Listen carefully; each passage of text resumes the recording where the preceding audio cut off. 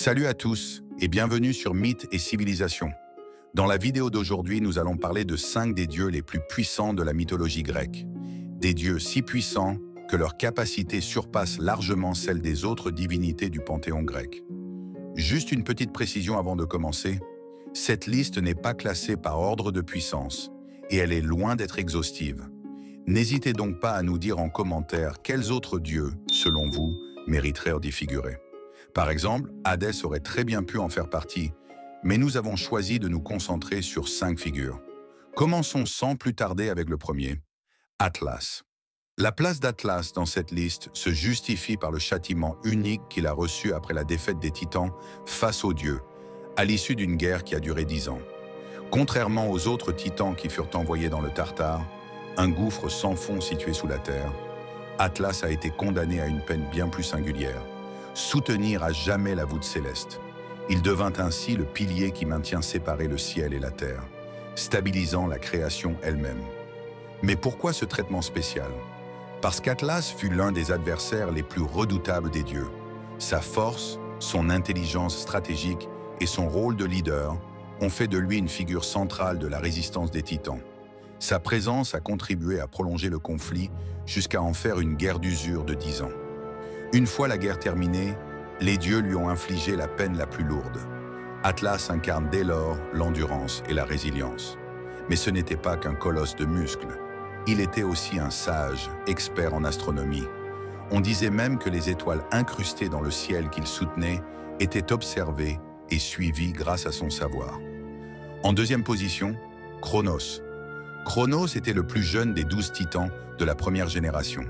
Sa mère Gaïa, personnification de la terre, souffrait énormément à cause de son compagnon Ouranos, le ciel, qui l'a forcé à garder enfermés en elle leurs enfants monstrueux, les cyclopes et les hécatonchires.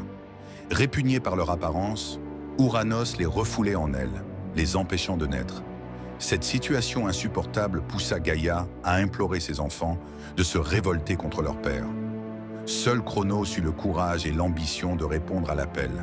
Il se cacha avec une faucille de pierre, et lorsqu'Ouranos s'approcha, il l'attaqua par surprise et le mutila, jetant ses parties génitales dans la mer. Ce geste terrible marqua la fin du règne d'Ouranos et l'avènement de Cronos comme nouveau roi du cosmos, inaugurant l'ère des Titans. Plus tard, par peur d'être détrôné à son tour, Cronos dévora chacun de ses enfants à leur naissance. Mais cette tentative échoua, et la guerre entre dieux et titans éclata, ravageant la surface du monde. Une guerre qui, on le sait, se termina par la défaite des titans et leur bannissement dans le Tartare. En troisième position, Poséidon. Poséidon faisait partie des 5 enfants de Cronos qui furent avalés par leur père afin d'échapper à la prophétie annonçant sa chute. Grâce à Zeus qui fut sauvé à la naissance, ses frères et sœurs furent libérés, déclenchant une guerre de 10 ans contre les titans. Les Cyclopes offrirent à Poséidon un trident, une arme capable de faire trembler et de fracturer la terre, et de lui conférer le contrôle des mers. Après la victoire, Zeus, Hadès et Poséidon tirèrent au sort pour se partager le monde. Zeus hérita du ciel, Hadès des enfers, et Poséidon des océans. Seigneur des mers, Poséidon contrôlait les flots, pouvant les apaiser ou provoquer des tempêtes dévastatrices.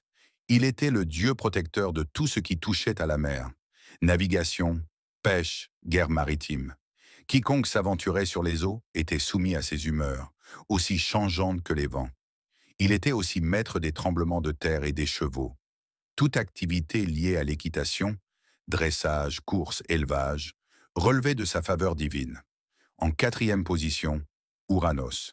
Gaïa donna naissance seule à 3 entités fondamentales: Ouranos, le ciel; Ouréa, les montagnes; et Pontos, la mer. Elle prit Ouranos comme époux, et de leur union naquirent de nombreux enfants, dont les Cyclopes et les Hécatonchires. Mais Ouranos, horrifié par ses premiers enfants, décida de les enfermer dans le ventre de Gaïa, les empêchant de voir le jour. Cette décision conduisit à sa chute, comme nous l'avons vu avec Cronos. La mutilation d'Ouranos marque un transfert brutal de pouvoir, un passage sanglant entre générations divines. Son sexe tranché tomba dans la mer, provoquant l'apparition d'Aphrodite, née de l'écume. Le sang qui s'écoula dans les airs tomba sur la terre. fécondant Gaïa et donnant naissance aux géants, aux Érini, les Furies, esprits de la vengeance, et à d'autres créatures mythiques. Malgré sa disparition, Ouranos resta parfois une voix prophétique, annonçant à Cronos qu'il serait un jour détrôné par l'un de ses enfants, comme lui-même l'avait été. Et enfin, pour conclure cette liste, Zeus. Zeus est le dieu suprême de la mythologie grecque. Il règne depuis le sommet de l'Olympe, le domaine céleste des dieux. Maître de la pluie, du vent, de la foudre et du tonnerre, il est l'incarnation de la puissance divine. Il mena les dieux à la victoire contre les titans, écrasa la révolte des géants et vainquit Typhon, la créature la plus puissante de toute la mythologie grecque. Même si les récits diffèrent, une chose reste claire. Zeus est un véritable parangon de puissance. À sa naissance, sa mère réussit à le cacher et à tromper Cronos en lui faisant avaler une pierre emmaillotée. Plus tard, devenu adulte, Zeus libéra ses frères et sœurs, puis les Cyclopes et les Hécatonchires du Tartare.